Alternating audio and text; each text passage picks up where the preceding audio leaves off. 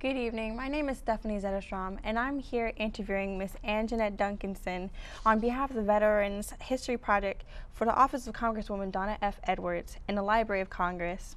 We are working in conjunction with Prince George's Community College and PGCC TV. Today's date is October 22nd, 2015. And may I call you Angie? Absolutely. All right, awesome. So Angie, thank you again so much for allowing me to conduct this interview with you. It's a pleasure being here with you. You're welcome. And I think we should get started. Our location is here, the television studios here at Prince George's Community College in Largo, Maryland. Our producer and director of the project is Chris Overby of Prince George's Community College TV. This project is being coordinated by Dr. Sherelle Williams and the Mass Communication Department of Prince George's Community College. The purpose of this interview is to gain insight into the life of United States military veterans currently residing in Prince George's County and the state of Maryland. I recently met Ms. Duncan and hope to get her perspective and her stories about her experience in the military and beyond. Let's begin. Sure. So first off, I'd like to ask you, what really made you decide that you wanted to be in the military? Well, when I was growing up in Syracuse, New York, I lived a sheltered life, and after high school, I had to go out on my own. So I wasn't quite ready, I thought, to be out on my own. But like most people, I went to college, and even after college, I didn't really feel ready. So I wanted just a bridge between college and before I started my career, an opportunity to just decide what I really wanted to do with my life and how I was going to do it. So I felt that a great way to do that was to go into the military. And I made a decision to do that, and it was the Marine Corps that I decided to go into. Yes, so that was going to be my next question, the Marine Corps. And the Marine Corps has a hefty reputation with being very aggressive and yeah, and not a lot of females give a good, I want to say example, or at least support the Marine Corps. If anything, it's always a manly perspective. Mm-hmm. So you went to college. What university did you go to? I went to Livingstone College in Salisbury, North Carolina. It's an HBCU. Okay, HBCU. You had to throw that in there. Like, yes. I'm proud of my HBCU. Absolutely. Absolutely. Did any of the people that you went to college with kind of like enforce your decision to be in the military? No, not at all. It was something I decided to do probably after 2 weeks of graduating from college. Oh, wow. So 2 weeks of graduating, you're like, hey, this is what I want to do. I've made my decision. Yes. And did you enlist or did you commission? I enlisted with the option to become an officer. After having done my first 3 years on my contract, I was enjoying my life so much as an enlisted and didn't have to change that. So I just did the contract, full term as an enlisted and got out. And what was your rank when you got out of the military or out of the Marine Corps? Okay. Corporal. All right. Wow. Honorable. Absolutely. Mm-hmm. So I want to retrace our steps a little bit, and let's start, from your early childhood. So are you from the Prince George's County or Maryland area? No, I'm from Syracuse, New York. Syracuse, New York. Absolutely. And you have any sisters, brothers, siblings, cousins, somebody that's very close to you? I do. I have 2 older sisters and a younger sister and brother. Some are in New York, some are in Atlanta.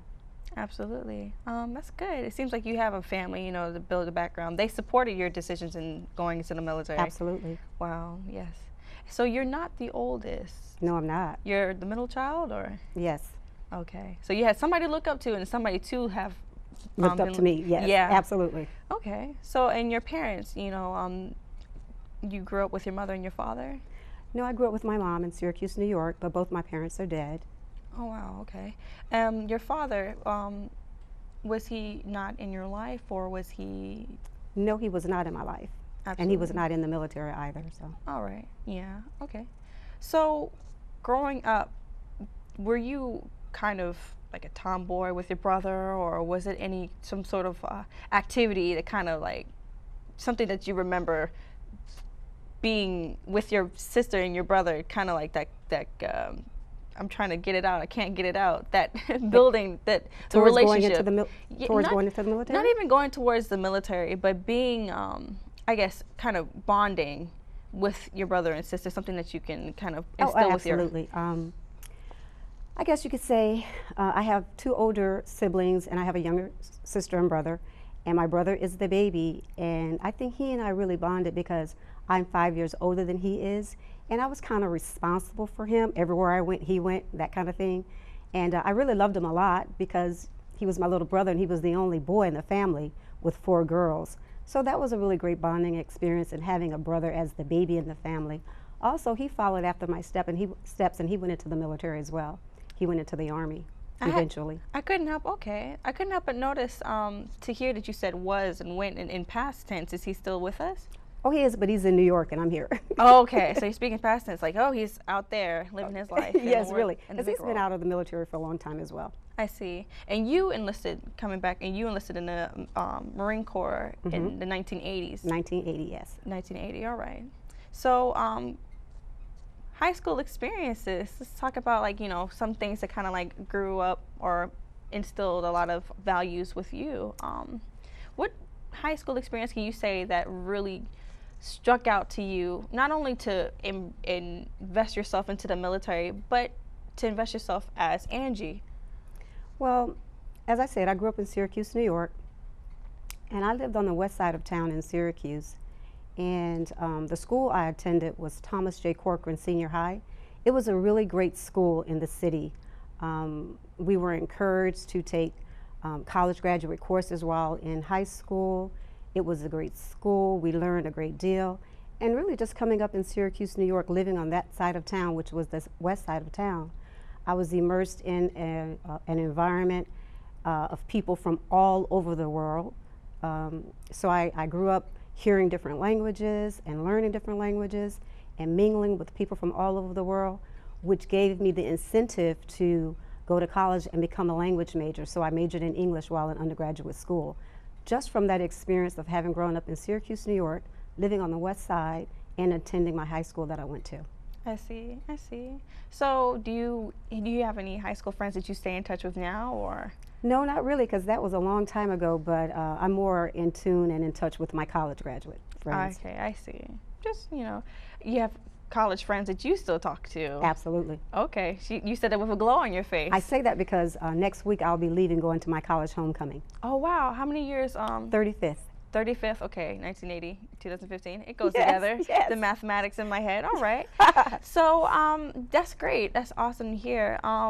Well, let's talk a little bit more about your experiences, I guess, with college. You said, first off, before I move on to this, that you're from the west side of town. Right. You know, that kind of said, like, with some sort of, you know, indication that yes, kind of like the tough side or something like that. No. And please forgive me if I make it seem like, you know, the toughness or, like, I guess the resilience, you know, being in the Marine Corps, like I said, within that self, that just says a lot.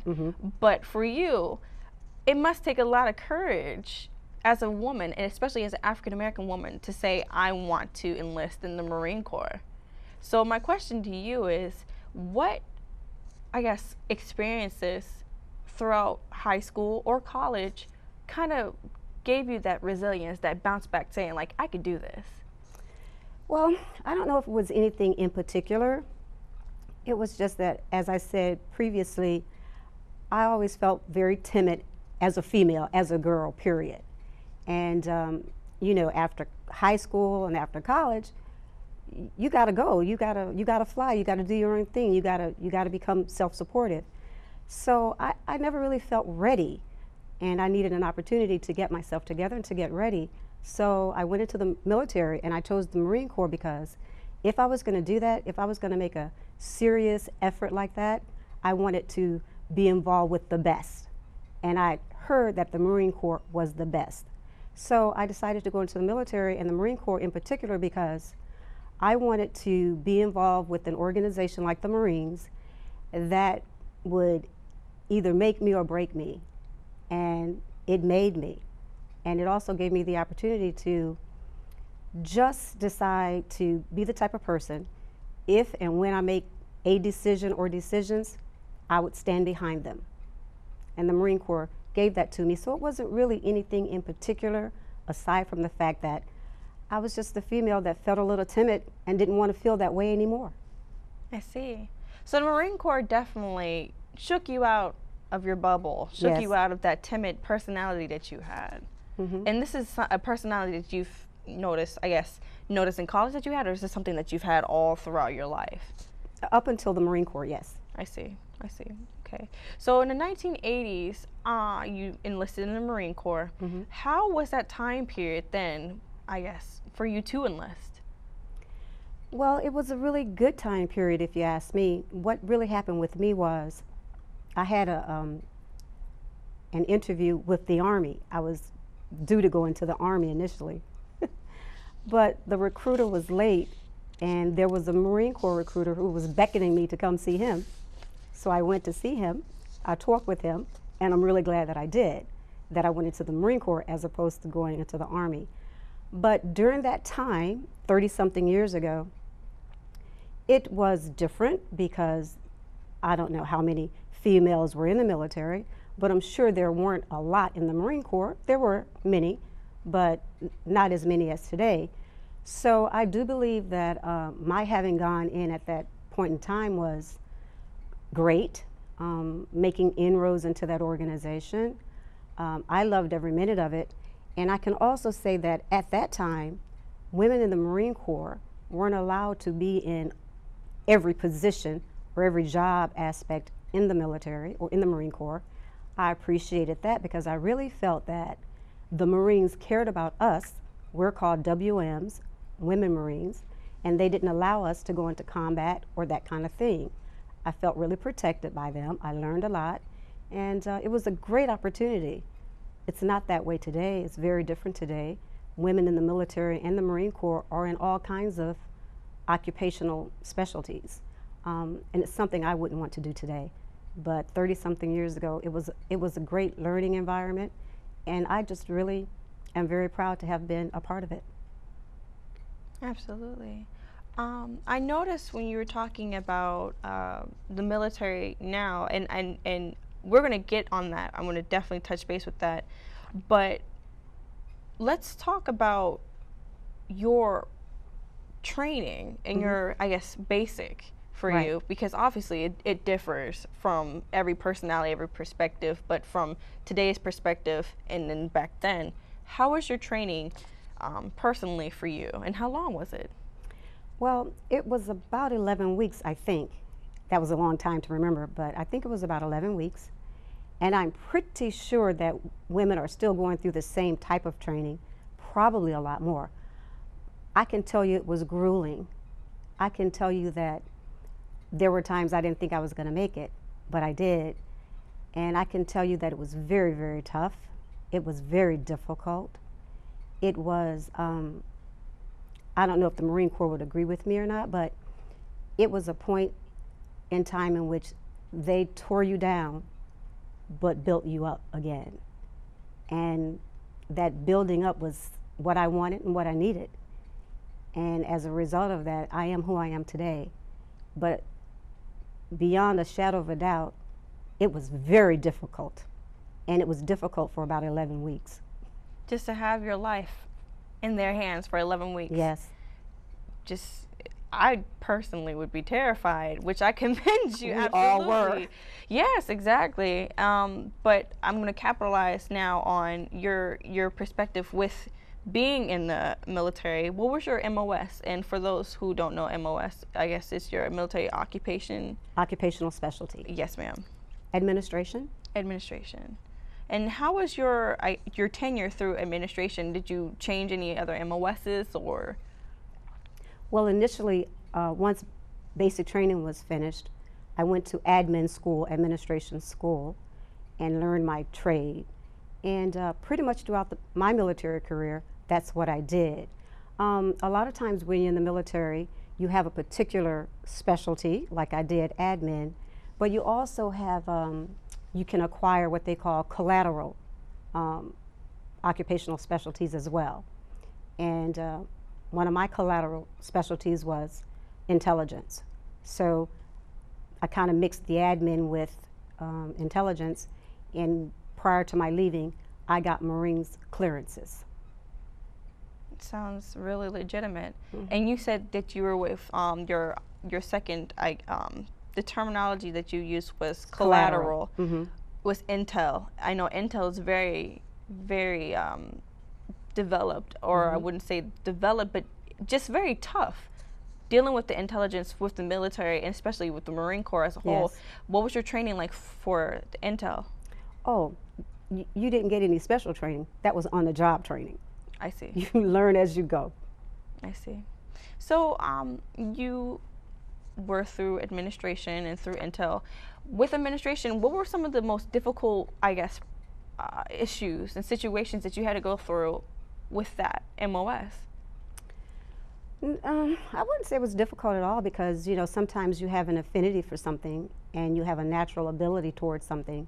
I was an English major in college, and administration just came natural for me. With the intelligence duty, that was a little bit more difficult because it was sensitive, and it's not anything that I went to school for. But that's the great thing about being in the military. You learn on the job and you learn well. Absolutely. So another thing I can ask you about, were there any conflicts throughout your time in the Marine Corps that you were an eyewitness to, or that you lived through the time? Say, for instance, you spoke to me before we conducted the interview or before we started shooting, was that you didn't see any wartime. What were some pretty dominant or just important issues that were going on at that time? Well, there were lots of them, but to answer your question, the one thing that comes to mind for me during my experience was when a Marine Corps barracks was attacked and destroyed in Beirut, Lebanon. It was very, very difficult because my involvement with the Marine Corps always had me in a position of either being with a commanding general or a commanding officer of any installation I was located at. So when that attack happened on the Marine Corps barracks in Beirut, Lebanon, I was working at Headquarters Marine Corps, Headquarters Battalion in Arlington, Virginia. And when I think about it, it makes me want to cry because we lost about 300 Marines at that time. So it was very difficult.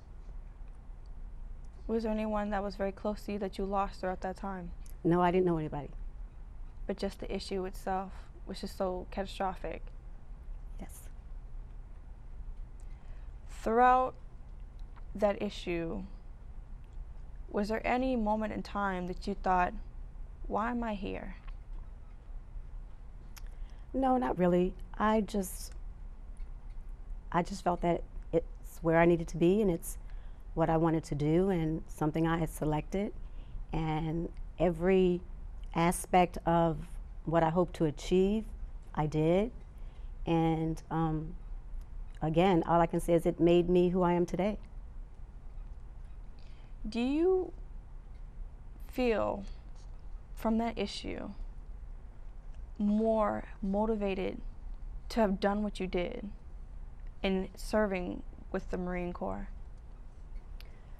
Well, I guess you can say yes, but what I feel having gone through that experience is just a more love and or affinity for my country, for my God, and for the military in general, and particularly for the Marines. So when you experience something like that, or more devastating that people are experiencing today in the military, it bonds you. Whether you know it or not, it does. And in my opinion, Marines are like that anyway. Right out of boot camp, we bond. Once a Marine, always Marine. We're not ex-Marines, we're former Marines because that's how we feel about each other. That's how we feel about the organization. So that was the most devastating thing I've ever experienced. But again, it just made me a better human being. What was the atmosphere of the commanding officers and even your position with your team and your occupation? How was that atmosphere after that catastrophic event? It immediately drew us even closer than we were before. I remember when it happened, I was located in Arlington, Virginia, and I'm good, in Arlington, Virginia, and immediately barricades went up to protect all of us that were on the installation And that's just how it was. You know, it was kind of like that, if you ever heard of this, kind of like that old Western thing where all the wagons circled, you know, against the Indians kind of thing. And that's the way that situation was. And I believe that's the way it's always been and will be with the military, and particularly the Marines. So when that happened, immediately we all circled together to protect one another. I'm going to touch a little bit more about this issue simply because there's not a lot that we hear about this, and it seems to be very close to your heart. What was the moment that kind of like broke you? What was it, the moment that you said, this is real? Well, going through boot camp, really. That was the real deal, because I had never experienced anything like that. I didn't even know anything like that existed, that someone could take you through something like that. But in regard to that situation, with the bombing of the barracks in Beirut, Lebanon, I guess I would say one of my colleagues, Marine Corps colleagues, was asked to leave Arlington to go to Dover, Delaware. Dover, Delaware, there's an Air Force installation there. I forget the name now, but there's an Air Force installation there that was used then and now to receive killed in action military people, U.S. military people. So one of my colleagues that was in my office with me, he was asked to go there to assist with that assignment of receiving the killed in action, or the killed at the barracks that were coming back to the United States. And that was really real for me. I apologize. As your job and administration, what was your true duty? What was your true occupation in that situation? It would have been to take care of service record books. So I was with the Marine Corps headquarters, headquarters battalion. So I was stationed with the battalion, and I worked with their service record books, keeping information on what they were doing, their training, if they got a clearance, orders, things of that nature. And did you have to go through personal files of these members of the military who were? I did not, because they were not attached to our battalion, but they could have been, but they were not. I see. Coming back more into your experiences with the Marine Corps, how long, I didn't even ask you this, how long were you in the Marine Corps for? 5 years. 5 years, I see. And throughout the 5 years that you were in the Marine Corps, was there something in particular that made you change your, not change your mind, but I guess you had some sort of disdain against the military now? And like you said, once a Marine, always a Marine. Was there something that kind of changed your mind to say, wow, if the times were different, I would not be who I am today, or I would not have done what I did then now? Well, if I understand your question correctly, I guess you're asking me if I would go into the military now, or? What I'm saying is, what made you change your mind? What is different from then now? Well, there are a lot of things different. When I was in the Marine Corps, I went in 1980. I can't speak for the other militaries, but I'm sure it's probably the same. But in the Marine Corps, women were not allowed to do or to participate in any and every occupation. They weren't allowed on ships, they weren't allowed on submarines, they weren't allowed in combat. They are now, I believe.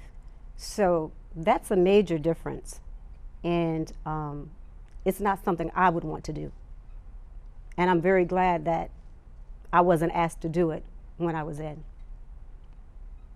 You didn't have any true issues while in the Marine Corps, did you? Not a bit.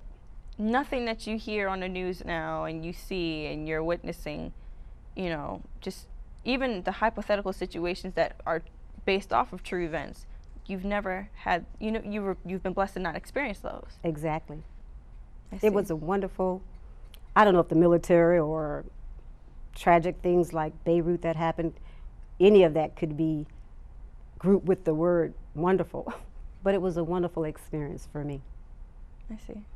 Well, no, we won't, categorize as Right, wonderful, but right. obviously, your experiences and just the glow that you have now has shown me that you've learned and you're so proud and you carry that with you as your personality because you grew up from it. Hmm. So I guess coming back from that, what did you do after Marine Corps following through with your career? Oh, what did I not do? I've done so much since the Marine Corps. I got out in 1985. I worked a little bit here in the area. I stayed in Arlington, but in 1989, which is kind of a waymark for me, I moved to Sicily, and I was working for the American Red Cross as a station manager there on a NATO base, again with our U.S. Navy. So aside from just working a little bit here in the United States after I got out, I went overseas to Sicily, and I was there from 89 until 94. And then from there was in Holland for a while, and back to the U.S. and working and living and just enjoying my life. It seems, I was just going to say, you were enjoying your life. It Very sounds like much. you were Miss International. Well, I loved it. Throughout your time with NATO or working overseas in Sicily, were there any other issues similar to the one that happened while you were in your tenure at headquarters?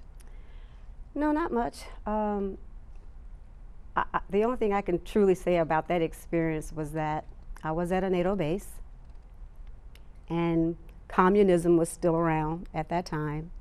I don't think the Berlin Wall had fallen yet. It may have, or was just falling. But you still had those specters of communism and Tiananmen Square and things happening in China and different things like that.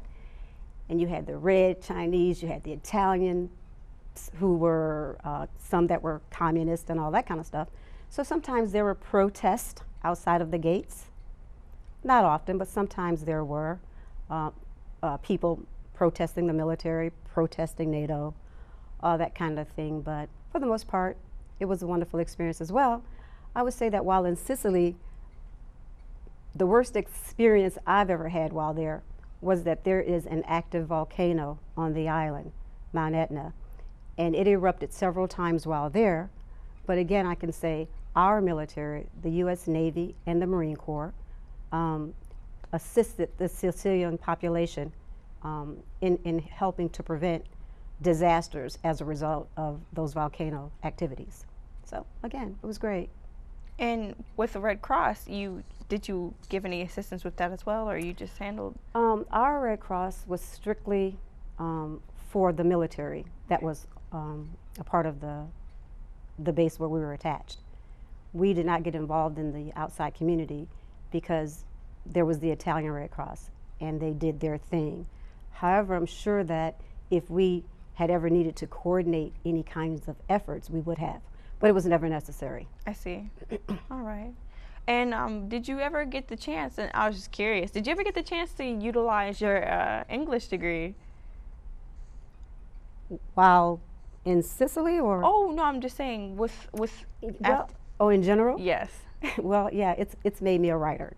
It's made me a better communicator and a nonfiction writer, and everything I do in my work life reflects having majored in English and also being overseas for the years that I was in Sicily and Holland, learning a language, which was English, because you have to learn English when you get a degree in it like you would do any other foreign language. So it just made me more cognizant of other languages and interpretation and dealing with foreign speaking people. Did you learn any languages, or do you have any expertise in the languages that or the countries that you've lived in? Yes, of course. There was no way I was going to live in Italy/Sicily and not know the language, particularly being a language major. So I spoke Italian and majored in English and French. And I would say that if you give me about 6 months in your country And if it's a Latin-based language, then I'll pick it up. I see. So coming off of your military experiences and your experiences in Sicily and Holland, what career endeavors did you go forward with that? I know that you said that you are a writer. Did you start writing right after, or was it something that you developed throughout the years? Well, it's kind of something I developed throughout the years because while working for the Red Cross in Sicily, I wrote a few articles for the base newspaper and the Stars and Stripes newspaper, but particularly the base newspaper at Naval Air Station Sigonella, Sicily. So I was kind of toying with the idea of becoming a writer, but I don't really want to be a writer. I prefer talking, I prefer working with people, I prefer administration really. So while in Sicily, I pursued my master's in public administration, and I was able to get that degree in 1994. That is where my heart is. So I acquired the master's in public administration with a concentration in government operations. So I am a public administrator, and that is where my heart is. Public administration. And through public administration, are there any other corporations or companies that you've worked for in regards to that degree? Absolutely. Once I came back to the country after leaving Holland, which was in 1995, is when I returned to the U.S., I worked for Printing and Graphic Communications in Washington, D.C., communications organization. That was really a lobbying organization for the printing and graphic community. And after that, I started my own business, then went to work for Prince George's County Economic Development Corporation as a small business specialist. And now I work for Maryland Women's Business Center. That is a program of Rockville Economic Development Incorporation. So all of that is public administration, dealing with the public, dealing with people, dealing with businesses. If I'm working with the public, I'm talking and I'm helping, I'm happy. It seems like your passion is right there. It is. Serving others, service before self. One last question I'll ask you, because we're going to start wrapping up soon. Your personal life, have you been married? I have been. I am no longer. I see. And do you have family? Like, do you have children, or? No, I do not. You don't have children. Do you have any nieces or nephews? Plenty. Plenty. See. So I don't need any. There's the glow. There you go. There's the glow. Do you? And if they had the opportunity to hear this, and I'm pretty sure they have, do you have any advice for them in regards to being in the military or not being in the military? Yeah, I do. I have plenty of advice for anybody that wants to think about going into the military, and that is, I would hope that my family members or anyone that was interested in the military would go into the military for the right reason or right reasons, not to go into the military because they can't find a job or there's nothing else to do or whatever, but to make that decision based on informed information, based on wanting to give back to the country, and also based on the fact that it's going to make you a better person to serve and a better person or better citizen of the country. So my advice would just be, do not consider the military career frivolously and because there's nothing else to do or because you can't find a job. Because once you sign on the dotted line, you're there until your time is up. And we don't need for you to be in the military just taking up space. It's a serious situation. It's life and death. And if you're going to be there mind, body, and soul, but for the right reasons. Duly noted. And I hope anybody who heard that message has digested that and will listen to it tentatively. Thank you. I just want to appreciate, this is such a great interview. I appreciate your time and your patience. Sure. And your candidness. You know, you're very honest, and all I can do is say thank you for your service and thank you for this interview. Miss Angie, again, thank you. Thank you very much for having me. I appreciate it. Absolutely.